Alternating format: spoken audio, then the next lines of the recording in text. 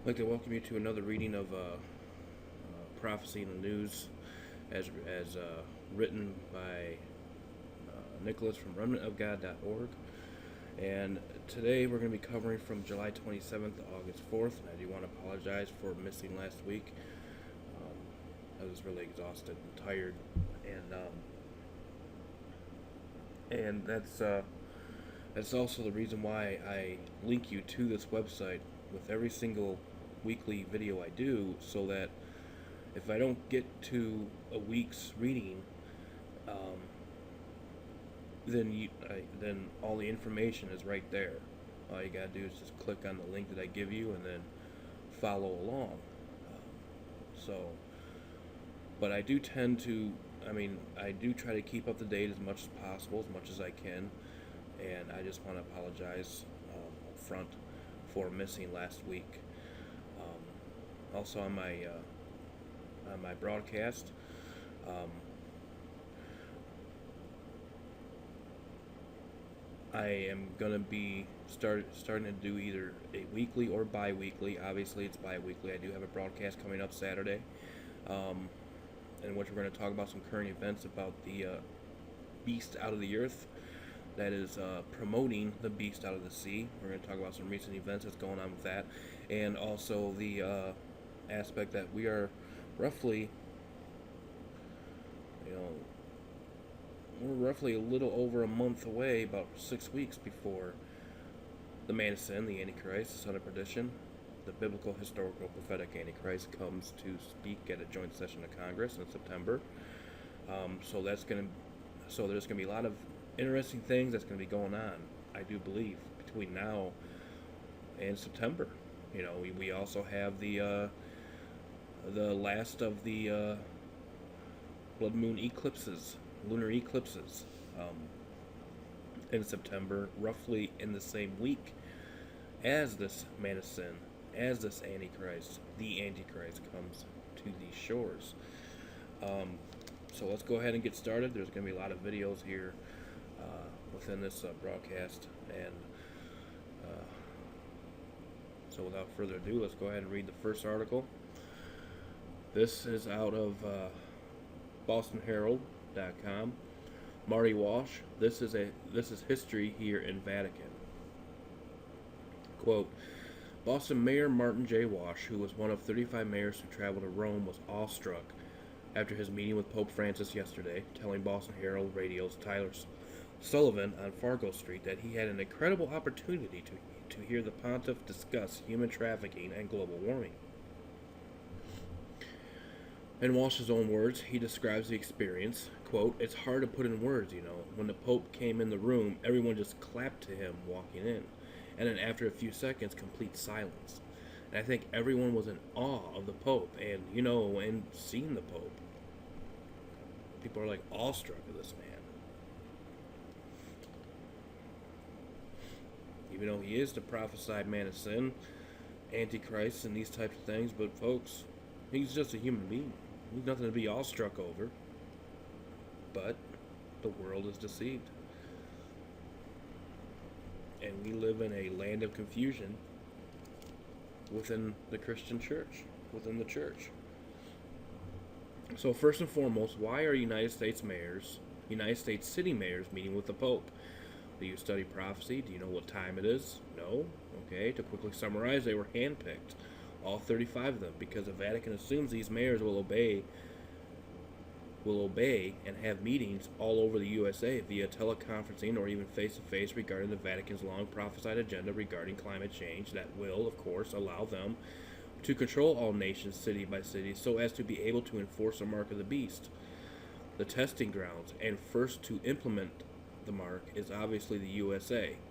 Reason being is, of course, our superior technology already in place that will be used to try, I emphasize the word try here, and stop the loud cry prophecy, says will go forth that not only exposes the man of sin in Rome, it alerts the masses as to what the mark of the beast really is.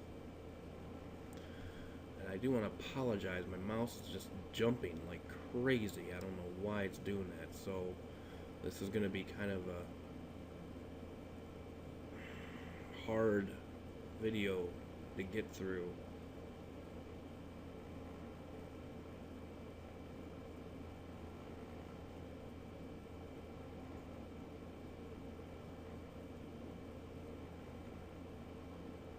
Okay.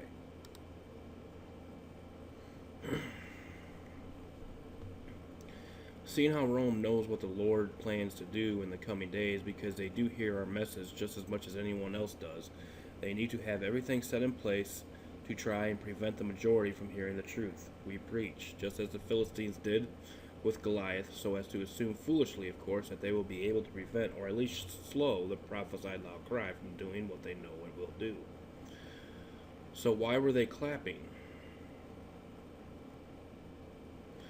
Well, that's easy. It has to do with Revelation 13:3-4, prophesied 2,000 years ago. It said, "And I saw one of his heads as it were wounded to death, and his deadly wound was healed, and all the world wandered after the beast. And they worshipped the dragon which gave power unto the beast, and they worshipped the beast, saying, Who is like unto the beast, who is able to make war with him?"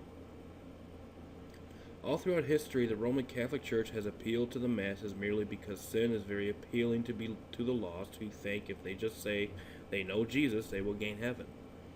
See Isaiah 4:1. Most will say that Rome must be the true church because of its immense size, but looking to Scripture, one can see that size is a true giveaway that it is the prophesied evil church most wonder after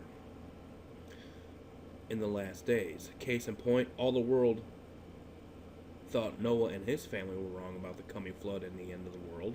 Only 8 people on the planet were walking with God at that time. As always, a majority on this dying world is to be those that are friends with the world. And so when one of them stand on top of the world as a leader in worldliness, as all the popes have done, most will wander after him, as the Lord said they would. And obviously, I mean, you just got to think of the agenda of the papacy. So not only is it ecclesial, but it's also political. And, when it comes to politics, folks, we as a church, we are not to have anything to do with the policies and the politics of this world. And as long as governments and as long as kings and queens are not going against the standard of God, we are to oblige by those powers. All you gotta do, case in point, is just look at Daniel. But at the same time, we have to realize that our kingdom is not on this earth. We serve a king whose kingdom is not of this world. So those that follow after this king, the King of Kings, Jesus Christ, have to acknowledge that same aspect. Okay? Not get all tangled up with, politics and gun grabbing and these types of things. It's all really what it is. It's all distraction. That's really what it is, what it boils down to. Next article. And this is a video, so let's go ahead and watch it. Out of USA Today.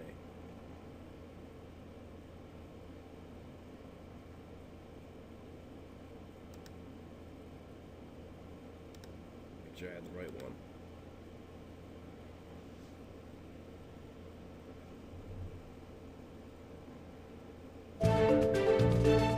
I believe in the principle of treating people equally under the law, and that they are deserving of equal protection under the law, and that the state should not discriminate against people based on their sexual orientation. If you look at the history of countries around the world, when you start treating people differently, not because of any harm they're doing anybody, but because they're different, that's the path whereby freedoms begin to erode. And bad things happen.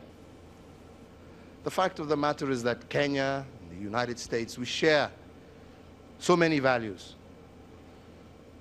Our common love for democracy, entrepreneurship,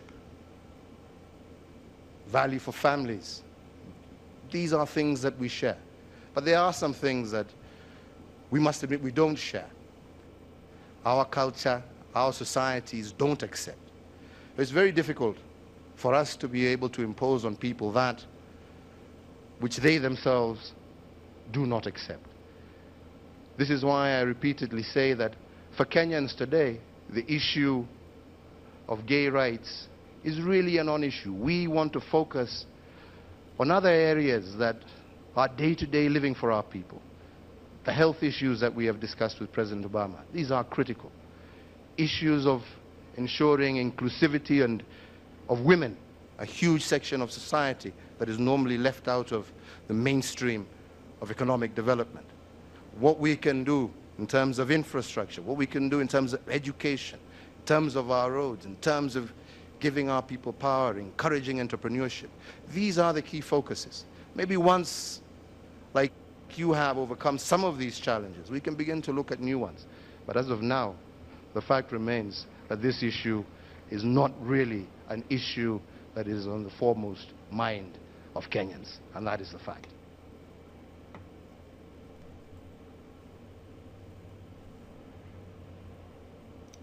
Okay. Take. All right. So when I saw this video, I had to applaud the Kenyan president for standing up against Obama's strange agenda. Obama gets on camera and tries to push Rome's homosexual agenda or sodomite agenda, thereby forcing a response from the president of Kenya. Directly after Obama speaks, the president of Kenya openly and boldly disagrees with him before his entire nation and before the world via satellite. And again, I applaud that man for having the courage and the moral stature to declare what's much more important to his people, where it has nothing to do with what some people like to do in their bedrooms. Seriously, so this is to be Obama's global message to all the world for the American people? He sidesteps all the wars, Christians being slaughtered, economies crashing from nation to nation, crime rates off the charts, drug use is skyrocketing, suicide rates are at an all-time high, and children the world over are being indoctrinated into all sorts of strange political agendas, and Obama's #1 issue for the world today is to declare every nation must allow people to be able to perform sexual acts the Bible declares to be an abomination and the majority of society still declares to be immoral and dangerous to the spiritual well-being of those trapped in such a lifestyle. Is this how the world now sees America today? With all that's going on in the world, we are promoted as being a nation more focused on the sexual desires of the sodomites living among us. Seriously? And I couldn't have said it better myself. I really cannot comment further on this article. So let's go ahead and jump to the next one, which is another video. So let's go ahead and check this video out. This is actually from the webmaster of this site, so.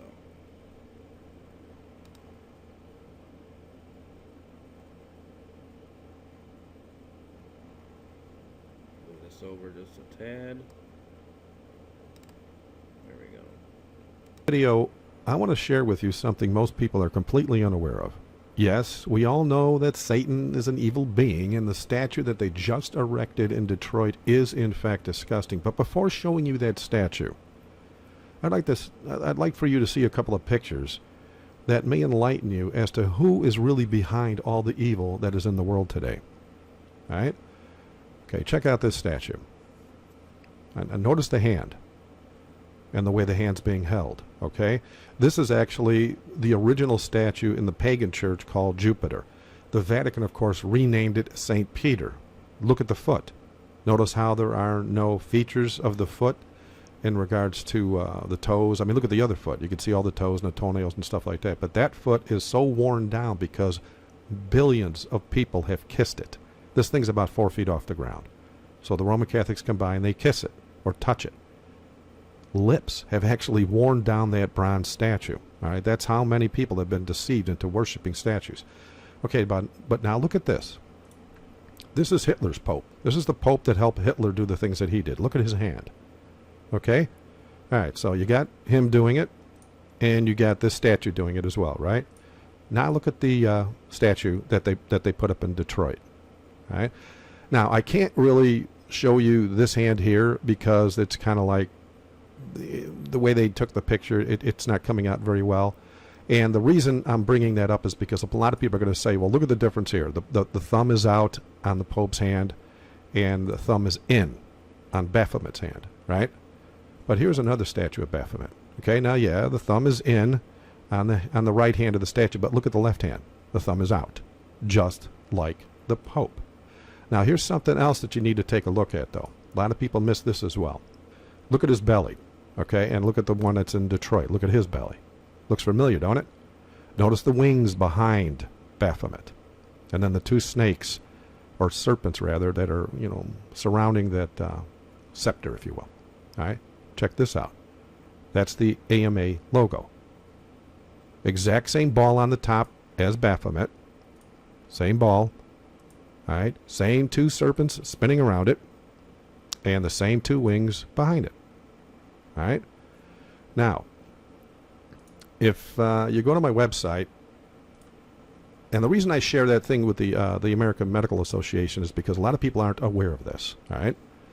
If you go to RCC Exposed and you go down to Horrific, you go to Big Pharma in Rome, and you want to check this page out when you get a chance. The Vatican has been caught red-handed, just like Revelation 18, verse 23 said they would be caught. They're in bed with Big Pharma. The word sorceries in Revelation 18, verse 23 is actually from the Greek pharmakia, and that's where we get the word pharmacy today. All right? And then to further nail this down, check out this page on my site. Go to Horrific again and go down to the bottom. You might want to check this out. They have been caught holding satanic services. That's right. Satan-worshiping services inside the Vatican walls. So I just thought I'd make this video really quick so I can share with everybody as to what's really going on out there. The Vatican's a lot more evil than people realize. It is the perfect way to infiltrate the Christian church. Just like a spy from Russia would come to America and act like an American, you're going to get Satan going into a Christian church acting like a Christian, just like the prophecy said. And so the Vatican has been, in fact, exposed. As a matter of fact, when you get a chance, just go to the Antichrist section of RCC Exposed and go to characteristics of Antichrist. I've done videos on this and everything. But every prophecy that's ever been uttered in the Scriptures that has anything to do with Antichrist have been fulfilled by the popes of Rome. And I'm not saying that they're the Antichrist. That's Satan. They're just his puppet, and they will do that which he tells them to do. And I've also done a video on this, too, as well, called Satanism in the Vatican. Satanism practiced by the popes, rather. It's on YouTube. So, and there's one more thing I wanted to add that, in that video I did about Satanism practiced by the popes, I go into a little bit of detail in regards to how the Vatican is structured, and it's actually the form of an upside-down cross. If you go to the end of the video, you'll see what I mean there. You just get, I showed the keyhole to give you an idea, but there's the keyhole. And if you scroll down a little bit in the video, you'll see that on the bottom of the keyhole is an upside-down cross. But when you get a chance, check this out when you go to Google. Just put in Pope's upside-down cross, and you'll get plenty of information there. So thank you for watching. God bless. Picture is definitely worth 1,000 words, eh? That's one thing I wish. I know Nicholas is probably really busy with these articles and stuff like that, but he's talking about the symbolism of the statue and how it's linked up with Rome, and that's one thing I wish. I would hope that maybe one day he can direct a specific page just dealing with symbols, like how Masonry is connected to Rome regarding symbols, and how symbols is actually the language of the occult, the enlightened ones, and symbols is actually the language of Rome, really, because with the symbols you can actually pinpoint just exactly what is what, and when you learn that language, it really is, again, without a doubt, who the real deal is. So let's go ahead and start the next article.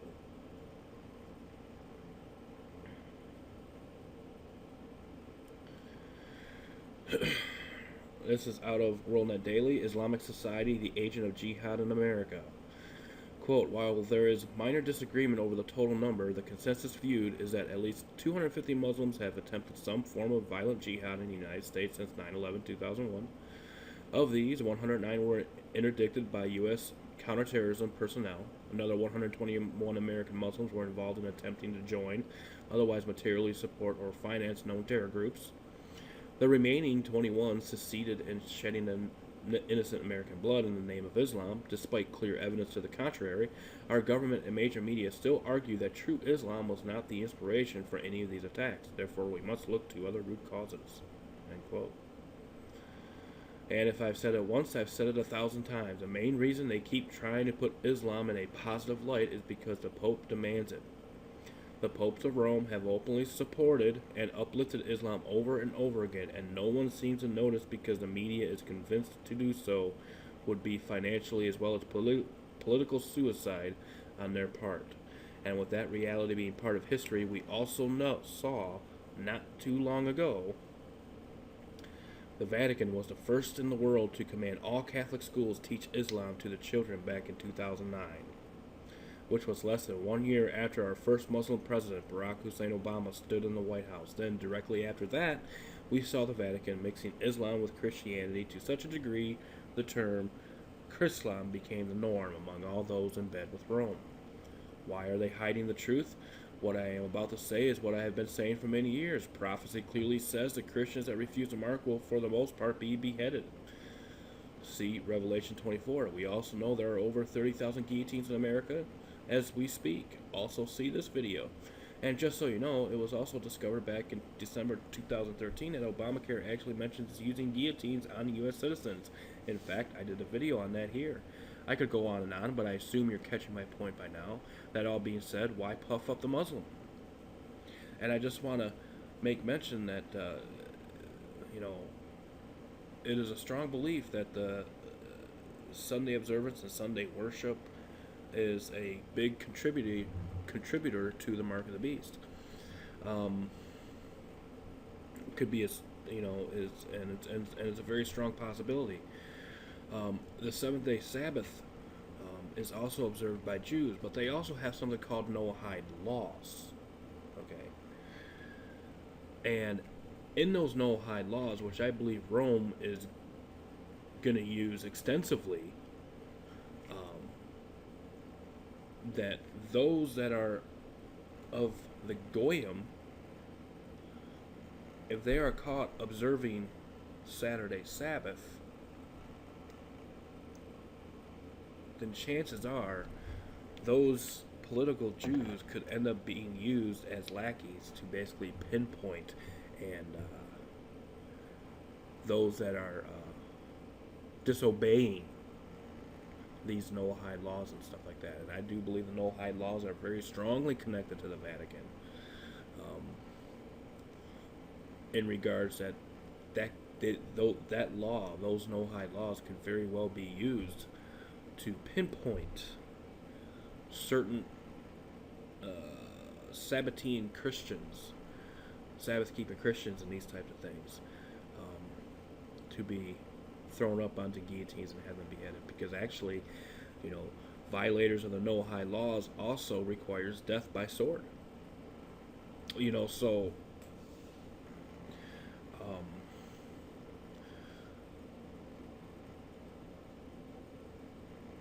and even though the Jewish people, they're in locks, they're in bed with Rome, knowingly or unknowingly, the political agendas and these types of things. It's very unique, because really, when you look at the aspect of the mark is either in the head or in the forehead, in the hand or in the forehead. Okay. So one can keep the Sabbath all they want, but it's not going to save them. One can sit there and rest for 24 hours from sunset to sunset. It's not going to save them. So just because a religion such as Judaism acknowledges the Sabbath day, does that mean that they are free from eternal torment from taking the mark? No. Because what they do is they just deal in actions only, but the law is not in their hearts. The law is in their deeds. Okay? Not in their hearts. Their laws is based on works. Okay? So in a sense, they're not excluded from this because of the aspect that even though they may acknowledge the day of rest physically, but they deny the creator of that day of rest. And so they deny the aspect of that law spiritually. So that's how I think that could very well play out. And I think the no high laws could play a very important role in regarding this.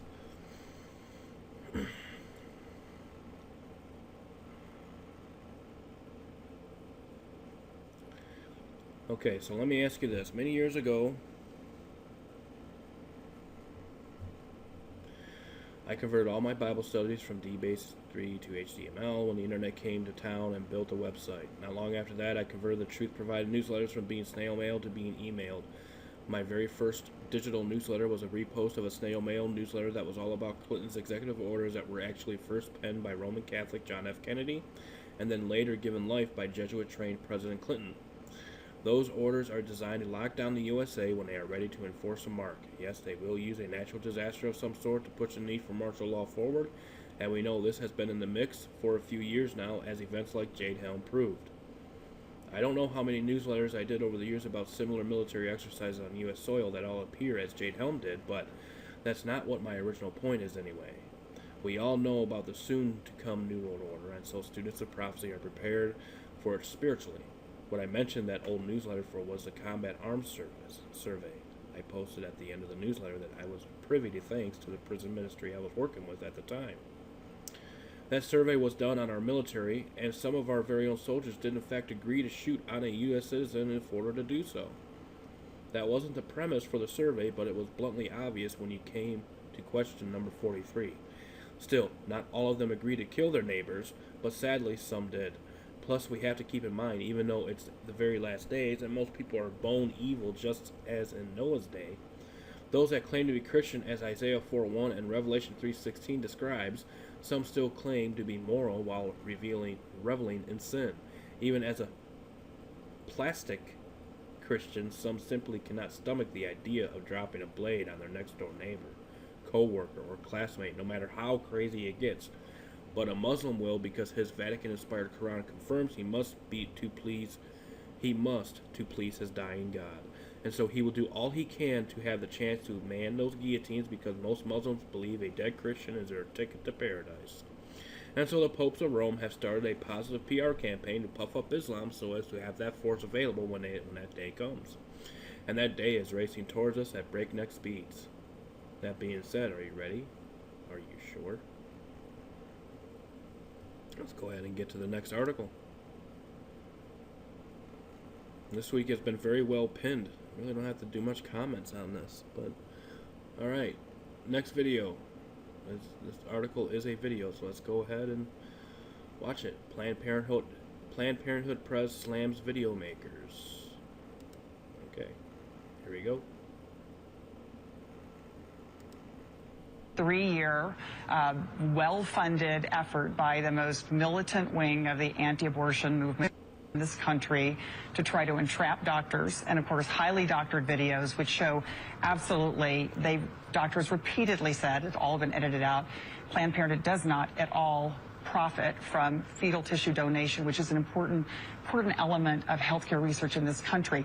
I think what's not told is that, of course, these are highly selectively edited. The folks behind this, in fact, are part of the most militant wing of the anti-abortion movement that has been behind, the bombing of clinics, the murder of doctors in their homes and in their churches. And that's what actually needs to be looked at. But you have apologized for Dr. Nucatola's tone. Correct. In the statements. Reports that she's been reprimanded. So have you spoken to her and the other staff member, Mary Gatter? How have they been reprimanded? They've been reprimanded for their tone, absolutely. But what I want to really make clear, George, is Planned Parenthood has broken no laws. We have the height. Okay. This is interesting. Okay, so this woman in the video is an admitted killer of tens of thousands of babies in just the last few months, so of course she is going to lie about those people that caught her employees.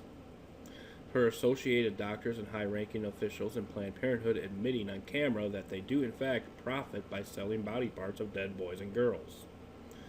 I have been editing videos for years, and so have tens of millions of other people that post to online video portals daily. One thing we all know is when you want to edit out something someone is saying or edit in something they said, that it's 100% impossible to do so unless you use a second camera to have a transition wherein the choppiness isn't apparent. What I mean is, if I was to go on camera speaking on something and later when I watched a video realized I needed to edit out when I said a word wrong, coughed, or sneezed, it is apparent that when you delete that section of the video, your head jerks to the new position in the video wherein you started to say the word properly, or you're no longer coughing. In short, this woman is lying openly on camera that the video were edited, because when you watch the video, there is no choppiness at all.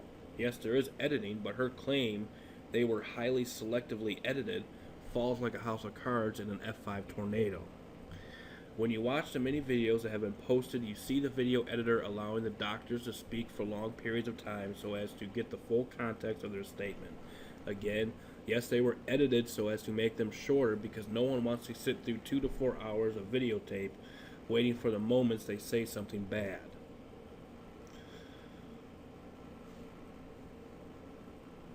And I hope also this takes away the argument of, oh, well, you're just taking things out of context, when some people will quote Obama from saying a sentence or two, but, oh, well, you just totally forgot the whole context of the issue. It's like, well, regardless of the fact he said it, you know, or she said it, or they said it. So, one more thing. This woman claims the ones making the videos are behind the bombings and murders of doctors in their homes and churches. Those people were caught and are in jail right now. But then when you are so embroiled in the blood of innocent lives as this woman is, it's to be expected that she will make those seeking to save the lives of those little boys and girls out to be murderers, when in fact, by her own admission, she and all associated with her are, in fact, one of the worst killers in human history. I say one of the worst because the Vatican still holds the title of the worst, chiming in at 500 million dead. Yes, I'm fully aware it's legal to kill your children in the USA, but we all know just because our corrupt politicians claim it's legal doesn't mean it's okay to do. Commandment number 6 clearly says it's sin. Now do you see why they hate Christ so much? His law exposes their law with as much ease as a candle can dispel the darkness in a cave. Please pray for Cecil Richards. If she doesn't repent soon, she will be held accountable for all those dead boys and girls by the very God that etched those commandments in stone. She can claim we broke no laws all she likes on as many videos she likes. That's no excuse when the law of God was written so plain that even a child with a grade school education can see that when it said, "Thou shalt not kill." It means you should not kill. Period.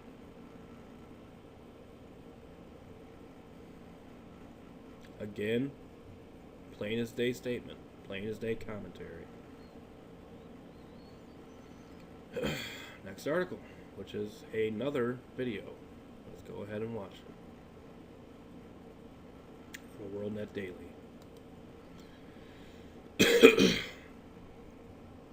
I don't feel like editing out my coughs, though. Sometimes I do, but sometimes it's really late.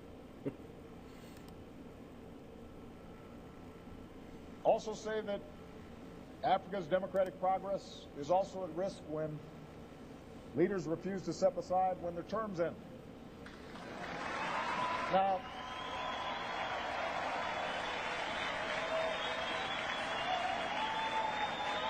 Now, let me be honest with you. I do not understand this.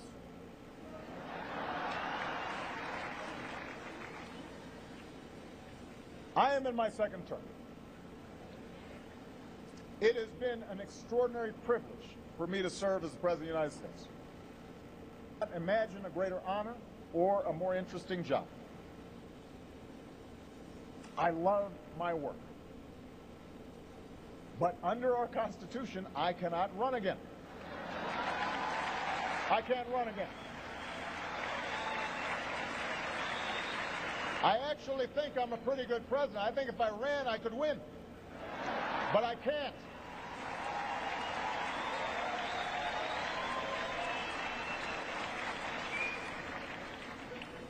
So there's a lot that I'd like to do to keep America moving, But the law is the law. And no one person is above the law, not even the president.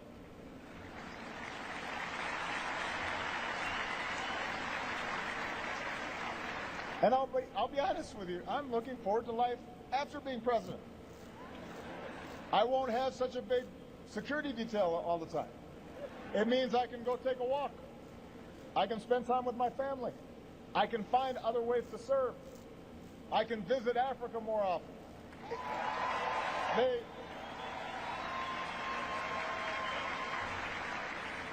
The point is, I don't understand why people want to stay so long. Especially when they've got a lot of money.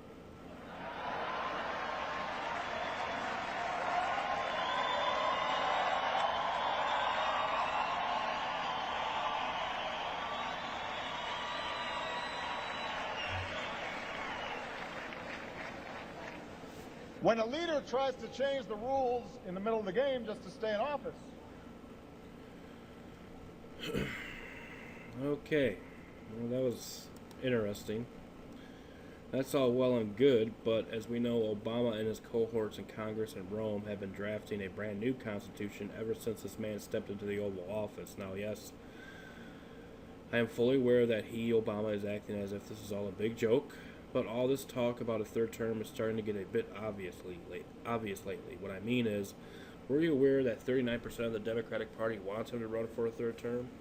There's a bill that has been introduced not too long ago that will abolish presidential term limits. Did you know Rush Limbaugh believes Obama will still be president after his term ends? And WorldNet Daily actually stated that if Obama decided to stay in office in 2017, there would be little or no opposition to him being there. Or what if Fox News claiming a third term is possible for Obama? It's gotten so apparent now that one news group was chided for not treating Obama as an emperor back in January of 2013. Race riots? No. Did you also know that in the event there is a national issue that causes martial law to be enforced, that all elections will be indefinitely suspended? How easy would it be for Obama or any other politician under his thumb to create a false flag attack that would, number one, cause riots, number two, cause a disaster, or number three, cause civil unrest coast to coast wherein martial law is declared and all elections ceased? Now, the papal factor in all this is, and yes, you had to know I will go here as this is my duty as a watchman on the wall. After all, since my Bible does go into such a detail on this, am I expected to bypass it just because it's unpopular for some? That being said, you are aware the Pope is planning to speak to Congress on September 22nd, 2015, right? That being the case, were you also aware that every time a Pope visits a nation, drastic changes or drastic disasters seem to suddenly happen to that nation not long after he leaves? So that's another key point there you might want to pay attention to, is after he departs from this nation. With the nations that will bow to the Pope's suggestions during his visit, the people there always experience sudden changes that are usually in the order of additional unjust laws that remove freedoms and benefit Roman power. As for the nations that refuse to do as the Pope suggests, you always see drastic changes, disasters, and everything from mishaps that cause large-scale destruction to assassinations of political leaders. In any event, one can expect after September 22nd, we here in the USA will see some drastic changes that further remove freedoms, that will also grant Rome more power over the individual citizen. Why do I say that? As prophesied, the USA has already bowed to Rome and will do whatever the Pope suggests.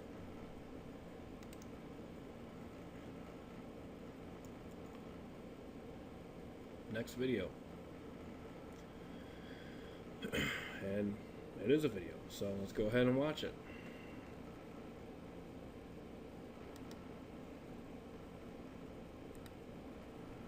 Hey everyone, I just got a video that I think everybody needs to take a look at. Obama says something in this video that literally made my jaw drop. Now, as we know, he just visited Kenya, and the people, as well as the president in Kenya, did not want him speaking about dirty things, as they call it. Then, after discussing all that, Obama said this on camera. Check it out. I am not a fan of discrimination and bullying of anybody on the basis of race, on the basis of religion, on the basis of sexual orientation or gender. Okay, now, here's where we have a problem. He not only stands behind the Roman Catholic Supreme Court's decision to allow for homosexual marriage, he was the very first president in U.S. history to spearhead the final movements of the Vatican's homosexual agenda in America. This is something that this ministry has been reporting on for over 30 years. And in so doing, it assured a positive outcome when the Supreme Court finally assembled so as to legalize the exact same abomination that angered the Christian God in Noah's day. And then, when that long prophesied legalization came on June 26, Obama actually chose to mock the Christian God by bathing the White House in the same rainbow the Lord used to declare his promise. Mr. Obama, you just claimed in this video that you're not a fan of bullying of any kind.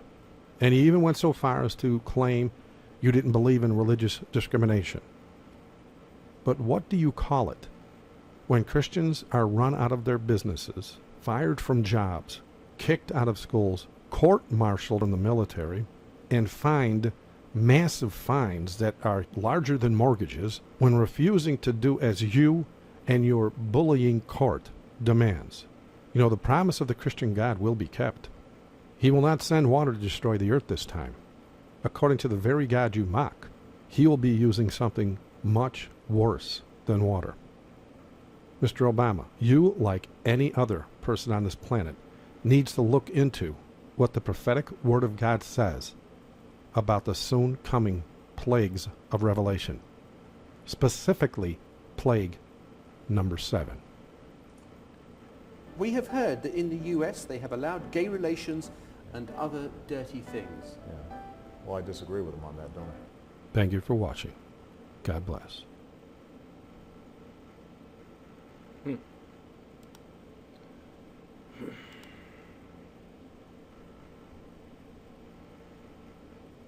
After witnessing what happened on June 26, 2015, after seeing laws being passed that specifically declare the Bible illegal, Obama is standing as a leader in Rome's sodomite agenda around the world.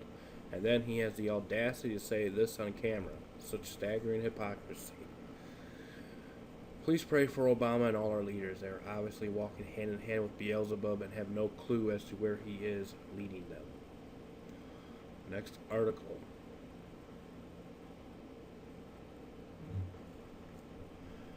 Crazy Hillary theory, new Chuck Norris fact. This out of WorldNet Daily. Quote, in the original commentary, Chuck Norris talks about the Cloward-Piven political strategy, a well-known political plan created by 2 Columbia University sociologists to deliberately overload the U.S. public welfare system with the goal of causing its collapse. You see, it's a win-win-win-win-win to socialist Cloward-Piven progressives like Obama and Hillary. Illegals flood the country, illegals get driver's license, illegals get voter rights, illegals get welfare benefits, illegals overload the U.S. welfare system, illegals keep progressives in office, who crown the Cloward-Piven strategy and the fundamental transformation of America as a victory. Now do you see why the Pope is doing all he can to push what he calls spreading the wealth campaign? Okay, I get it. For those new to this site, and for those still trapped in the Roman Catholic Church, you all may think that I am obsessed with the popes of Rome, but the truth is, I am blessed by the truth of Jesus Christ. The popes just happen to be his main enemy in the flesh that is guided by his archenemy in the angelic. The Pope is merely doing as Satan moves him to do, and that's simply the easiest way to explain it. Clarify? What I am about to say is only for those that actually read the Bible. Now, this includes the strong as well as the lukewarm Christians, because both of you know what it says in the Bible when it comes to how things are supposed to happen on earth all throughout history. The Bible does have a tendency to go up into quite a bit more detail when it comes to the end of history, or end days as we call it. That all being said, whether you're a strong or weak Christian, you know there is a God in heaven and a devil on earth, and the word of the God in heaven goes into detail as to what happens to the people who make the decisions to worship either one. Worship God, you gain eternal life. Worship Satan, you gain eternal death. No gray areas there. Okay, now that we have the foundation set, all Christians, weak or strong, know the Bible has prophecy in it. And all of us on this planet, this includes all people, Christians or not, know that something is happening worldwide. We all see the disasters. We all see the strange weather patterns. We all see the strange unjust laws being passed. We all see the war and hear the rumors of wars. We all see crime literally off the charts. We all see the disease that can't even be numbered. We all see the economic problems. We all see leaders lying daily. We all see sodomites being married. We all see plans for pedophiles, necrophiliacs, and even people in bestiality gaining acceptance in society. We all see how immoral mankind has gotten. We all hear of demonic possession in people from all walks of life. We see knowledge in both technology, the spiritually blessed and demonic occult advancing greatly. We all know about the signs in the heavens. We all see the earthquakes, sinkholes, animals dying, fish dying, birds dying, insects dying, and people committing suicide much more than ever before in history. And we all see fear boiling up in the hearts of many. So even if you're not a Christian, you know something strange is going on. So what's up? Now, I don't expect the atheist, Muslim, Buddhist, Satanist, Zoroastrian, or Jew to get this, but even a lukewarm Christian know all those things I listed above were in fact prophesied to happen right before Jesus gets here. And since we know these are prophetic events, and we know 100% of them were confirmed as being prophesied first in the Christian Bible thousands of years before coming to fruition, the fact the Bible also talks about the little horn or unholy fathers of Rome, we must then realize that since we are in the last days, and it is prophesied that the popes will go forth with their network of demon-possessed priests to do the work of Satan in society in such a blanketed fashion that we now have rock-hard evidence of them doing their duty for hell in Congress, the Senate, all churches, all schools, all communities, and over 1 billion families around the world. That being said, why do people claim I'm obsessed with the popes when all I'm doing is pointing out what our God already penned in his word? In short, since I am not the one that wrote the Bible, and I'm only one of many messengers on the wall, you do realize that when you say that you're actually slamming the author of the Bible that loved you enough to tell you the truth? As for those of you that see what I see, I have no doubt you also see the laughter, taunts, sneers, and even threats as well. I must say I prefer your company over those that come against you. In short, keep up the good work, brethren. Next article.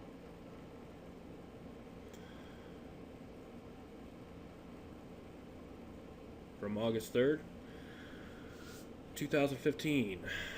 This is out of Remnant of God issue main page. Oh, it's okay. Let's see. Oh, okay. Let's see. All right, this is from Enterprise News. We took this, and I guess this is a continuation of the story. So, student stunning plea: why did New York City let me graduate high school? Melissa Magia, 18, was stunned and embarrassed when officials at William Cullen Bryant High School in Long Island City, Queens, told her she had met all the requirements to receive a diploma in June. She knew she hadn't. Teachers say Melissa is just one of a number of students magically given credits for classes they failed in an effort by administrators to raise Bryant's graduation rate. She told her story to the Post's Susan Edelman. I don't like receiving what I would call a handout, but that's what happened. New York City gave me a diploma I didn't deserve. I admire her honesty.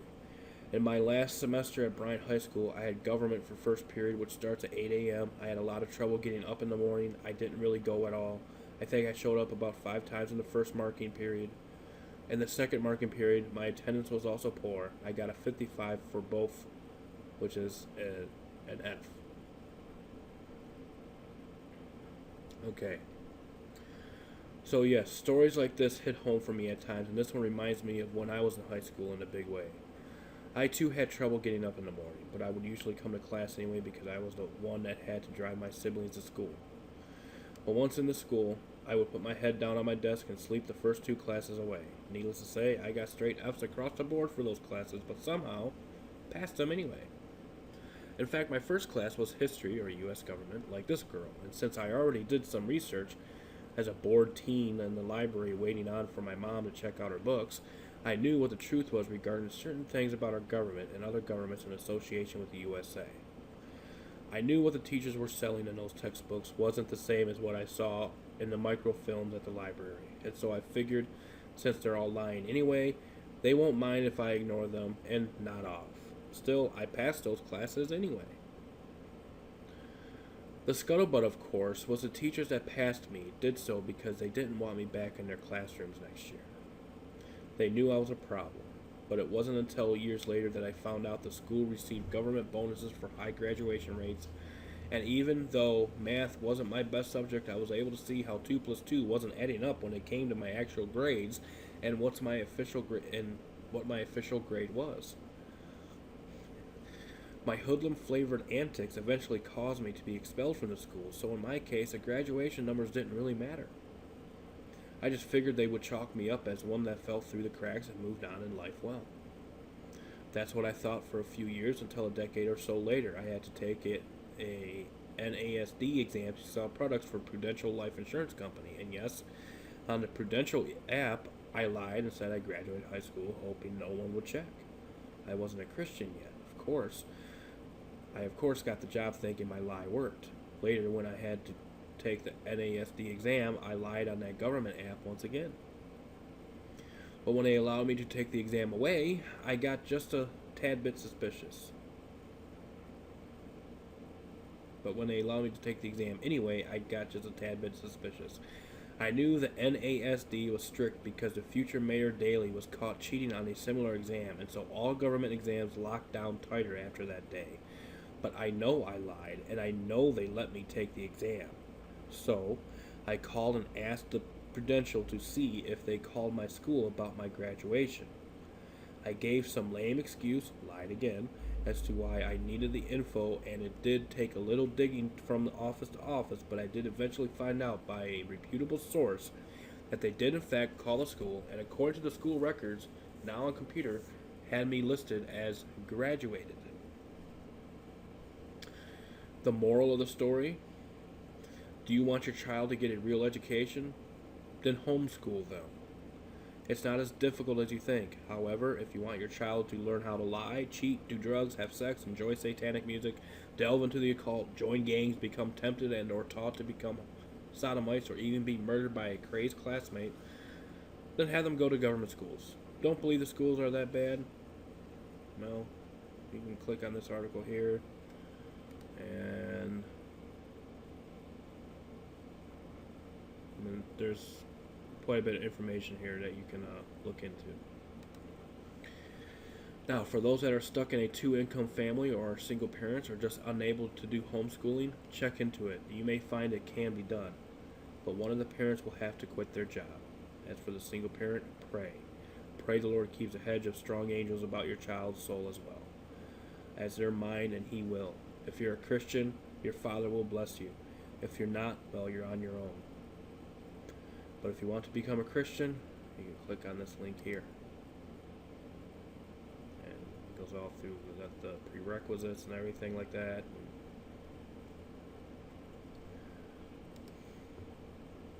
So, and then last article is Ashley Madison hookup site. No private affair for Brockton man. This is out of Enterprise News. The Ashley Madison homepage shows a picture of a woman with her index finger over her closed lips. On her ring finger is a wedding band, the first line in the privacy policy of the matchmaking site, intended for spouses who stray. Said the site is firmly committed to privacy. That's news to a Brockton person who became the first person exposed by a group who hacked the popular site in hopes of one day shutting it down.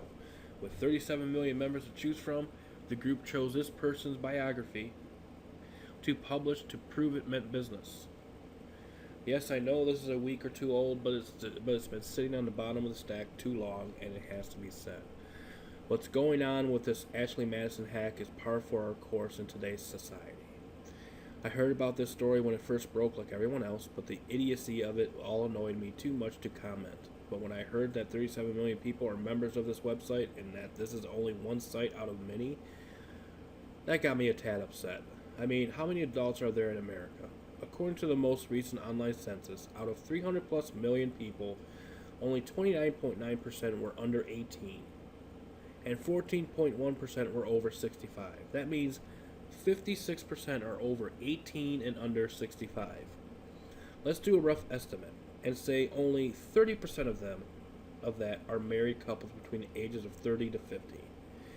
That would mean 90 million people are married and well over 1/3 of them are members of a cheating website.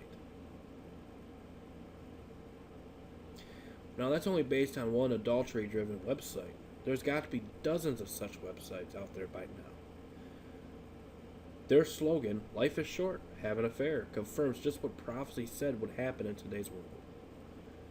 To think there are people out there actually making money purposely destroying marriages makes my blood boil, but then there are also people out there making money selling alcohol, porn, aborted baby parts, and drugs, just to name a few.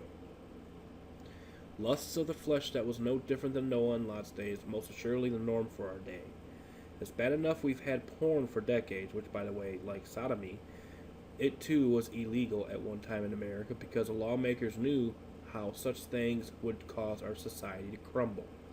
But those moral politicians were eventually replaced by the ones we have today that revel in such things. And now, after decades of ignoring the preachers and Christians out there trying to get people to stop bowing to the flesh, society has crumbled to the exact same cesspool of sin Noah saw in his day. Silver lining? Yes, there actually is one in all this. It's in the reality that all this legal decadence confirms Jesus is coming soon, and those of us that, like Lot, are daily vexed in our spirits know we are very close to home.